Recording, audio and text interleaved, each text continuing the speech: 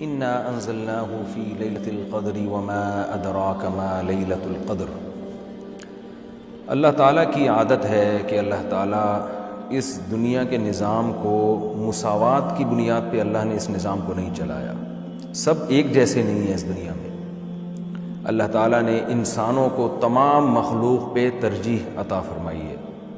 پھر انسانوں میں بھی سب کو ایک جیسا مقام نہیں دیا۔ پیغمبروں کو اللہ تعالیٰ نے عام لوگوں پر فضیلت عطا فرمائی۔ پھر پیغمبروں کو بھی ایک جیسا مقام نہیں دیا۔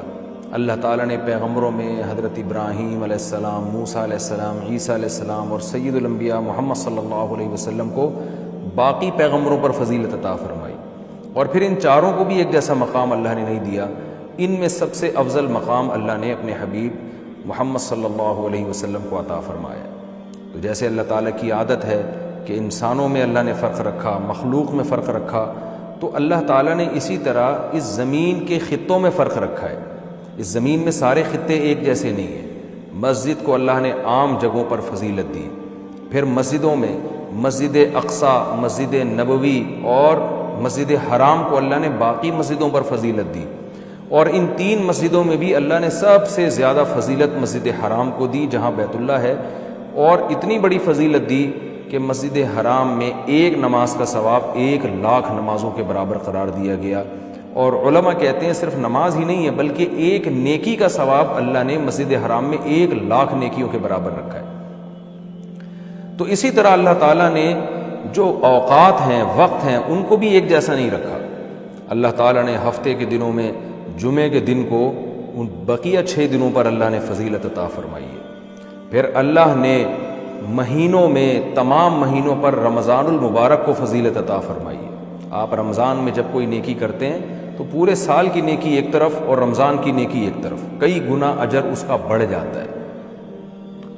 اسی طرح سے اللہ رب العزت نے پورے رمضان کو بھی ایک جیسا نہیں رکھا، بلکہ اللہ نے رمضان کے آخری عشرے کو پچھلے 2 عشروں پہ اللہ نے فضیلت دی ہے کہ رمضان کے آخری عشرے میں عبادت کا ثواب بقیہ 2 عشروں سے زیادہ ہے۔ یہی وجہ ہے کہ آپ صلی اللہ علیہ وسلم رمضان کے آخری عشرے میں شد میزرہ، امی عائشہ رضی اللہ تعالیٰ عنہ فرماتی ہیں تہبند کس لیا کرتے تھے۔ یہ کنایہ ہے عبادت سے کہ بالکل پوری رات آپ صلی اللہ علیہ وسلم عبادت کیا کرتے تھے۔ اور کمال کی بات یہ ہے کہ رمضان کے آخری عشرے کی جو 10 راتیں ہیں یا 9 راتیں ہیں، ان میں بھی پھر اللہ نے 9 کو برابر نہیں قرار دیا، بلکہ ان میں ایک رات ایسی اللہ نے بنائی جو پورے رمضان کی تمام راتوں سے افضل اور پورے سال کی تمام راتوں سے افضل، اور اس کا نام بھی اللہ نے خود متعین کیا کہ اس کا نام ہے لیلۃ القدر۔ قدر کا مطلب مرتبے والی، قدر و منزلت والی، اونچے مقام والی رات۔ تو یہ اللہ کی عادت ہے کہ جیسے آپ دیکھتے ہیں کہ مختلف قسم کی کمپنیاں مختلف پیکیجز نکالتی ہیں اپنی پروڈکٹ کو سیل کرنے کے لیے، لوگوں کو فائدہ پہنچانے کے لیے، خود پیسے کمانے کے لیے۔ اللہ کو ہماری ضرورت نہیں ہے ہماری عبادت کی۔ اللہ کو اس بات کی ضرورت نہیں ہے کہ ہم اس کی عبادت کریں تو اس کو کوئی فائدہ ہوگا، لیکن اللہ ہمیں فائدہ پہنچانے کے لیے، ہمیں عبادت کی طرف لانے کے لیے، ہماری تربیت کے لیے کہ یہ کسی طرح کسی بہانے آ جائیں۔ جیسے دیکھیں مارکیٹوں میں سیل لگتی ہے نا، چیزیں سستی ہو جاتی ہیں، کمپنی کا تو اس میں اپنا مفاد ہوتا ہے، تو غریب سے غریب آدمی بھی اس سیل کی وجہ سے سستے میں وہ چیزیں خریدنا شروع کر دیتے ہیں۔ تو اللہ تعالیٰ کا تو کوئی مفاد نہیں ہے ہم سے، لیکن اللہ ہمیں فائدہ پہنچانے کے لیے مختلف قسم کے پیکیج دیتے ہیں کہ آؤ رمضان کا ایک پیکیج ہے جس میں گناہ گاروں کو توبہ کی توفیق ملتی ہے، پورے سال کچھ نہیں کیا تو کچھ رمضان میں کر لو، پورے سال مسجد میں عبادت کی توفیق نہیں ملی تو چلو عمرہ کی آج تمہیں توفیق ملی، مسجد حرام میں عبادت کر لو، یہاں تو میں 1 پر 1,00,000 تمہیں دوں گا۔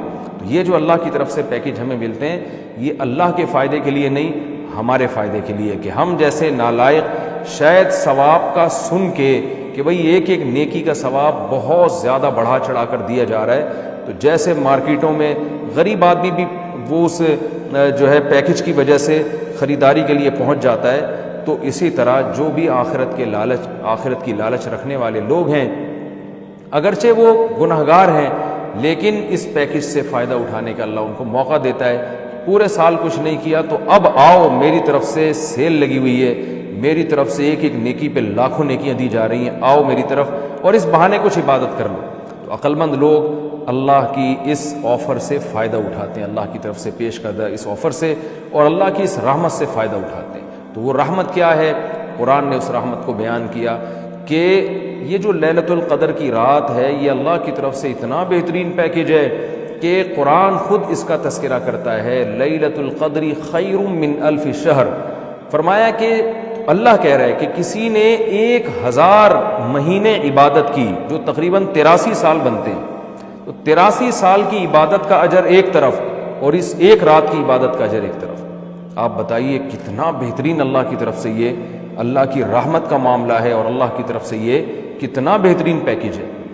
تو اتنا زیادہ اس میں ثواب، اور اللہ نے بتایا کہ ایسی برکت والی رات ہے، 2 جگہ قرآن نے اس کا تذکرہ کیا، انا انزلناہ فی لیلۃ مبارکہ، کہ ہم نے اس رات میں قرآن کو نازل کیا اور یہ برکت والی رات ہے۔ ایک جگہ قرآن کہہ رہا ہے برکت والی رات، ایک جگہ قرآن کہہ رہا ہے قدر و منزلت والی رات، اور دونوں جگہ قرآن کہہ رہا ہے کہ ہم نے اس رات کی سلیکشن کی ہے قرآن کو نازل کرنے کے لیے۔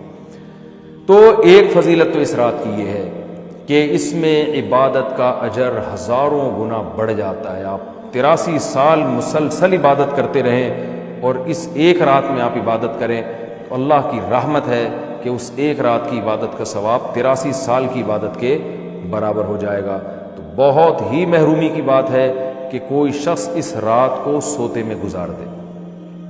اور علماء نے یہ بیان کیا ہے کہ جو بھی فضیلت والے دن یا فضیلت والی راتیں ہوتی ہیں ان میں جیسے عبادت کا ثواب بڑھ جاتا ہے، گناہ کا عذاب بھی اسی حساب سے کئی گنا بڑھ جاتا ہے۔ جیسے مسجد حرام کے بارے میں حدیث میں آتا ہے کہ ایک نماز 1,00,000 کے برابر، لیکن قرآن کیا کہتا ہے؟ وَمَن يُرِدْ فِيهِ بِإِلْحَادٍ بِظُلْمٍ نُذِقْهُ مِنْ عَذَابِ السَّعِيرِ۔ مسجد حرام میں ظلم اور گناہ کا کوئی بھی معصیت جو ہے، گناہ ہے، اس کا عذاب بھی کئی گنا بڑھ جاتا ہے۔ اس لیے علماء کہتے ہیں کہ مسجد حرام میں ایک جرم وہ 1,00,000 جرموں کے برابر ہے، مسجد حرام میں ایک چوری 1,00,000 چوریوں کے برابر ہے، مسجد حرام میں ایک جھوٹ 1,00,000 دفعہ جھوٹ بولنے کے برابر ہے۔ تو صرف نیکی کا ثواب نہیں بڑھتا، گناہ کا عذاب بھی بڑھ جاتا ہے۔ اسی طرح علماء کہتے ہیں کہ رمضان میں جیسے نیکی کا ثواب کئی گنا بڑھتا ہے، گناہ کا عذاب بھی کئی گنا بڑھتا ہے۔ جیسے مسجد میں نیکی کا ثواب بڑھ گیا، مسجد میں اگر آپ جرم کرتے ہیں، گناہ کرتے ہیں تو عذاب بھی بڑھے گا کہ اللہ کے گھر میں تم غلط کیسے کر رہے ہیں۔ تو اسی طرح یاد رکھیے کہ لیلۃ القدر میں 3 قسم کے لوگ ہیں۔ ایک تو وہ لوگ جو عبادت کر کے اس رات کو قیمتی بناتے ہیں اور 83 سال کی عبادت اپنے کھاتے میں، اپنے اعمال نامے میں ڈال لیتے ہیں۔ ایک وہ لوگ ہیں جو محروم ہوتے ہیں، پوری رات سوتے رہتے ہیں، لیکن وہ بھی خوش قسمت ہیں کہ چلو عشاء کی نماز جماعت سے پڑھی، فجر کی جماعت سے پڑھی، کسی درجے میں ان کو بھی ثواب مل گیا، تراویح کی کچھ رکعتیں پڑھ لیں جتنی اللہ نے توفیق دی۔ یہ وہ لوگ ہیں جنہوں نے اس رات کو بہت حد تک ضائع کر دیا، لیکن خسارے والا کام انہوں نے نہیں کیا۔ خسارے والے وہ لوگ ہیں جو اس رات میں بھی گناہ نہیں چھوڑتے، ڈرامے دیکھ رہے ہیں، فلمیں دیکھ رہے ہیں، غیبتیں کر رہے ہیں، اور عشاء کی نماز جماعت سے نہیں پڑھ رہے، گناہ کر رہے ہیں، فجر کی نماز جماعت سے نہیں پڑھ رہے۔ تو یہ بدبخت لوگ ہیں۔ تو خوب یاد رکھیے کہ لیلۃ القدر میں جیسے عبادت کا ثواب بڑھتا ہے، ایسے ہی گناہ کا عذاب بھی کئی گنا زیادہ بڑھ جاتا ہے۔ اور یہی حکمت ہے، علماء بیان کرتے ہیں کہ رسول اللہ صلی اللہ علیہ وسلم نے ہمیں یقینی طور پر لیلۃ القدر کی رات متعین کر کے نہیں بتائی۔ آپ نے یہ فرمایا کہ طاق راتوں میں تلاش کرو، آخری عشرے میں تلاش کرو، وہ رات اسپیسیفک متعین نہیں کی۔ اس میں یہی حکمت علماء بیان کرتے ہیں کہ اگر وہ رات متعین کر دی جاتی اور پھر اس رات میں کوئی پوری رات سو کے ضائع کرتا تو اللہ کی اس پر حجت تام ہو جاتی۔ اللہ کہتے تجھے تو پتہ تھا کہ آج لیلۃ القدر کی رات ہے، تو نے آج گناہ کیسے کیا، تو نے اس رات کو ضائع کیسے کیا، تو اور زیادہ عذاب آ سکتا تھا۔ ایسا نہ ہوتا کہ دنیا میں ہی عذاب آ جاتا۔ تو اس لیے اللہ نے اس کو مخفی کر دیا، کہ تھوڑا سا کنفیوژن میں ڈال دیا، کہ تاکہ اس میں اگر کوئی اس رات کو ضائع کرتا ہے تو اس کو یقینی طور پر افسوس نہ ہو، کہ ہو سکتا ہے وہ یہ سوچے شاید آج کی رات نہ ہو، بلکہ ہو سکتا ہے کل یا پرسوں کی رات لیلۃ القدر ہو جائے۔ ایک حکمت تو علماء یہ بیان کرتے ہیں۔ دوسری حکمت یہ بیان کرتے ہیں کہ اگر لیلۃ القدر کی رات متعین کر دی جاتی اور اس رات اتفاق سے کوئی سوتا رہ جاتا، بیماری کی وجہ سے عبادت نہ کر پاتا، تو پھر وہ بقیہ راتوں میں بالکل بھی عبادت نہ کرتا۔ وہ کہتا ہے لیلۃ القدر تو گزر گئی، اب میں رات جاگ کے کیا کروں گا، اصل جو اللہ کی طرف سے رحمت والا معاملہ تھا وہ تو میں نے ضائع کر دیا۔ تو اللہ نے اس امت پر احسان کیا کہ بتا دیا بھائی آخری عشرہ ہے اور طاق راتوں میں امکان زیادہ ہے، تاکہ کوئی 21ویں رات پہ عبادت نہ کر سکے، تو اس کو یہ خیال نہ ہو کہ بھائی اب لیلۃ القدر کا چانس ہی ختم ہو گیا، بھائی ہو سکتا ہے 22ویں ہو سکتا ہے 23ویں ہو، تو اس لالچ میں، اس امید میں وہ 10 کی 10 راتیں عبادت کرے گا۔ اور تیسری حکمت علماء نے یہ بیان کی ہے کہ لیلۃ القدر کی رات کو 100% متعین کر کے نہیں بتایا گیا تاکہ لوگ اس بہانے زیادہ عبادت کریں اور جو طلبگار ہیں انہی کو ملے۔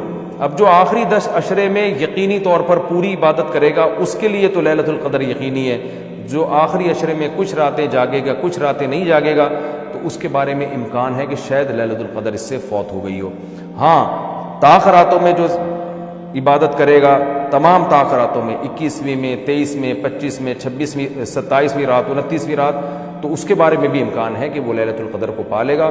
تو اللہ تعالیٰ یہ چاہتے ہیں کہ جو پورے آخری عشرے میں تمام تاخراتوں میں خاص طور پر عبادت کریں ان کو لیلۃ القدر ملے۔ تو اگر اللہ رات متعین کر دیتے تو پھر تو ہر آدمی اس لیلۃ القدر میں جاگ لیتا، لیکن اللہ نے نظام ایسا بنایا کہ بھئی جو طلب کرے گا اور تمام راتیں جاگے گا اس کو تو یقینی طور پر لیلۃ القدر ملے گی، اور جو تمام راتوں میں عبادت کا اہتمام نہیں کرے گا تو اس کے لیے معاملہ مشکوک ہے، امکان ہے کہ مل جائے، امکان یہ بھی ہے کہ نہ ملے۔ تو اس لیے بھی علماء کہتے ہیں کہ لیلۃ القدر کی یقینی طور پر تعین نہیں کی۔